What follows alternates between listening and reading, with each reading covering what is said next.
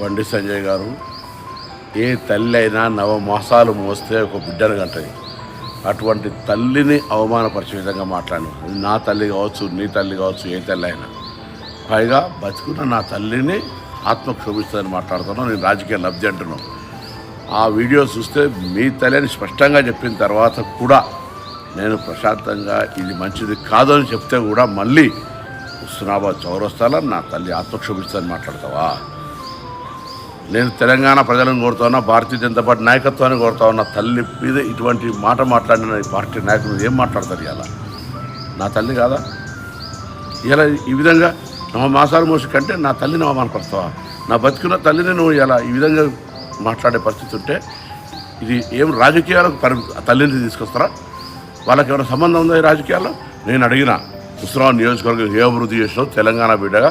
ఈ తెలంగాణకి ఏం జరిగింది? 5 సంవత్సరాలు